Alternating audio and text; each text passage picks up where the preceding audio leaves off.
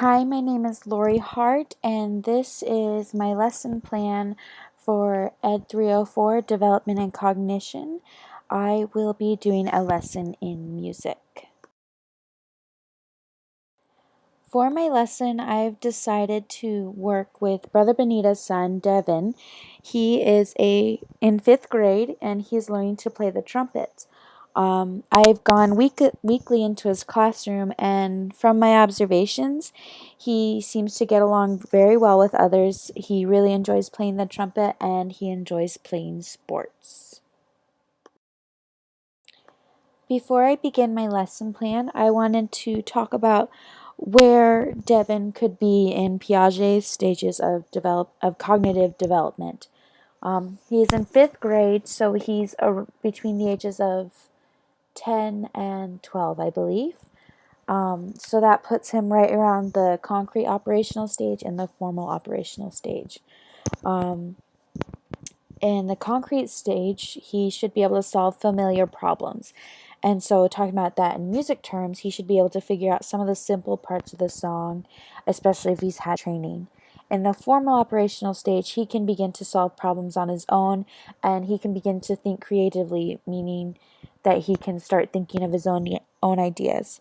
And so, musically, he should be able to make decisions about the song, what he would do artistically, if he would do different dynamics than written, or if he would do a different articulation if he knows about some of those things.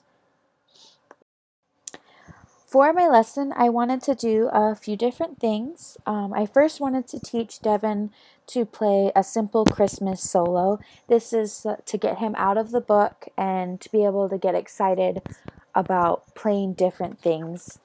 Then I wanted to teach him how to conduct that song that he's playing.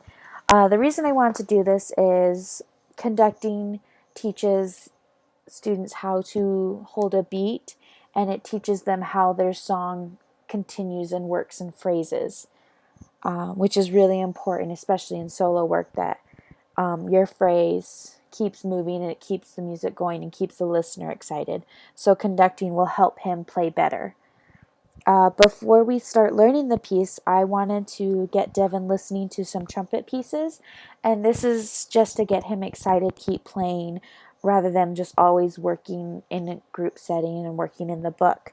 I was thinking that I would get him listening to drum corps pieces because they're really exciting, and it would help him to learn what he could work towards.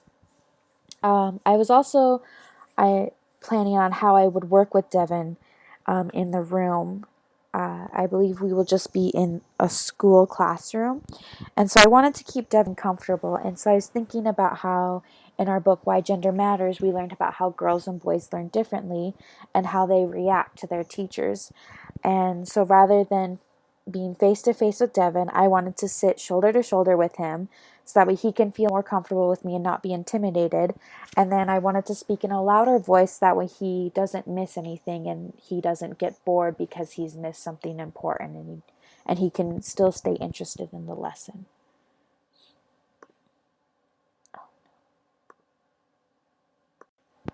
Not only did I want to get Devin excited to play trumpet by listening to trumpet pieces, I wanted to facilitate concept learning, which means I wanted to provide Devin with an example of what a trumpet sounds like. And so I want to provide a positive instance of this concept. So good trumpet pieces. So I was thinking of drum corps because they have really amazing trumpet players. And I was also thinking of Louis Armstrong, who was a professional trumpet player. So I felt like these would be very good examples of positive concepts.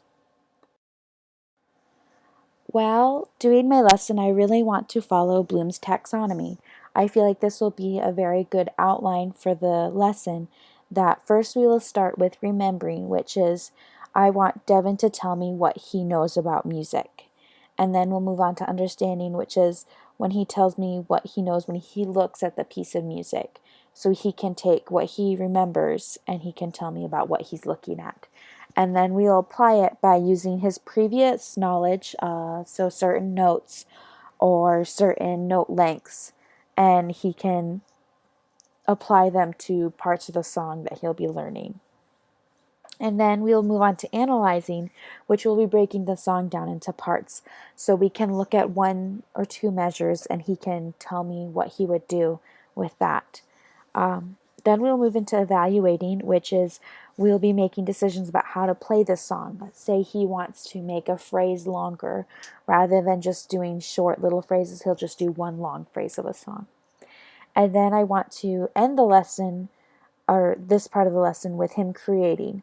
I want him to be able to play the song, and then he can possibly add embellishments if he wants to do different dynamics or different articulations, depending on what he already knows, and then he can decide what he wants the song to sound like. Throughout the lesson, I will be worried about Devin's zone of proximal development, his ZPD.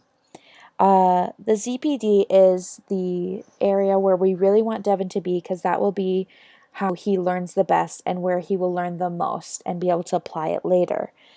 And so the best way I can do this is to be aware of what he's playing in school at the time.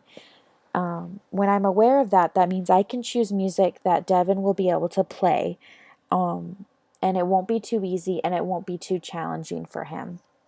If the music is too challenging, we will be above the ZPD, meaning he'll be in a state of anxiety, and that could make him feel defeated by the music and that he will want to give up in the lesson. If I choose music that is too easy and not challenging enough, he will be under the ZPD and he will be in a state of boredom and he won't want to continue. So the way I can, one of the best things I can do is to bring different types of music and let Devin choose to think of what he could do best on. And then I can be encouraging just enough so that way he starts to realize he can do things on his own and he can start growing the most and he can start taking further steps independently.